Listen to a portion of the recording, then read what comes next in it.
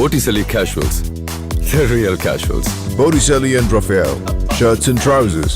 ஆசியாவிலேயே மிகப்பெரிய செங்குத்து தூக்கு பாலம் என்கிற பெருமையை புதிய பாம்பன் பாலம் பெறவுள்ளது.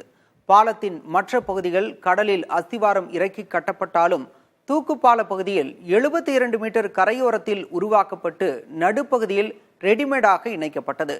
பல சவால்களும் தொழில்நுட்ப சிறப்பம்சமும் பெற்ற புதிய பாம்பன் பாலத்தின் இதயமாக விளங்கப் போகும் செங்குத்து பகுதி குறித்து இந்த தொகுப்பில் அறியலாம்.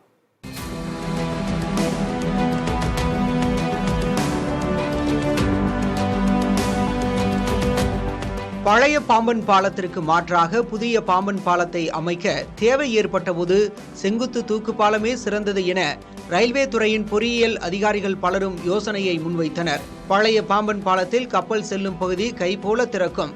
ஆனால் புதிய பாம்பன் பாலத்தின் மொத்த அமைப்பே செங்குத்தாக உயர்ந்து இறங்கும் வகையில் அமைந்துள்ளது.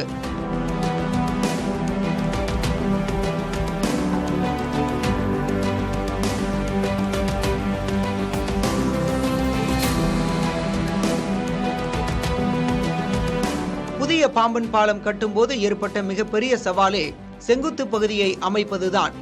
2.08 கிலோமீட்டர்கள் கொண்ட மற்ற பகுதிகள் கடலில் தூண்களை இறக்கி அந்த பகுதியிலேயே பாலம் கட்டப்பட்ட நிலையில் 72 மீட்டர் நீளம் கொண்ட செங்குத்து பாலமோ கரையில் கட்டப்பட்டு படகுகள் மூலமாக இழுத்து வரப்பட்டு பின்னர் அவை நடுப்பகுதியில் இணைக்கப்பட்டன. நடுப்பகுதி மொத்தமாக கட்டி முடிக்க 4 வருடங்களானது. தூக்கு பாலத்தை பொறுத்தவரை அதில் 4 இண்டக்ஷன் மோட்டார்கள் உள்ளன. 32 மீட்டர்கள் கொண்ட இரும்பு கயிறு மூலம் பாலம் 2 நிமிடங்களில் உயர்த்தப்படுகிறது. இதற்கு முன்பு பழைய பாம்பன் பாலத்தில் 8 தொழிலாளர்கள் மூலம் 25 நிமிடங்களில் பாலம் உயர்த்தப்படும்.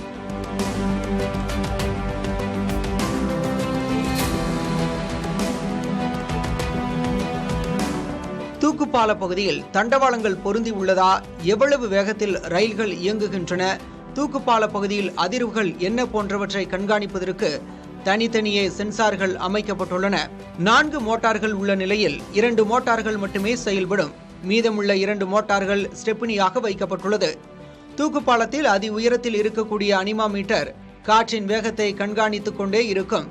100 கிலோமீட்டர் வேகத்தில் மேல் காற்று வீசினால் மண்டபம் ரயில் நிலையம் அல்லது பாம்பன் ரயில் நிலையத்திலேயே ரயிலை நிறுத்தும் வகையில் தொழில்நுட்பங்கள் இணைக்கப்பட்டுள்ளன.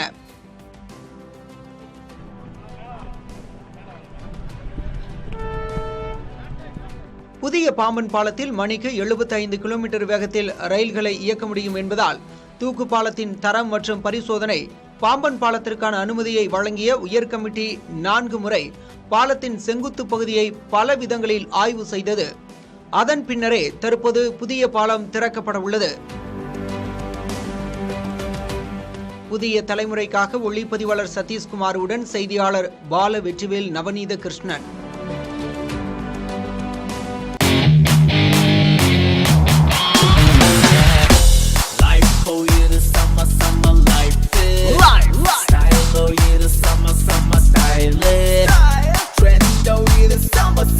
Botticelli Casuals, the real casuals. Botticelli and Raphael, shirts and trousers.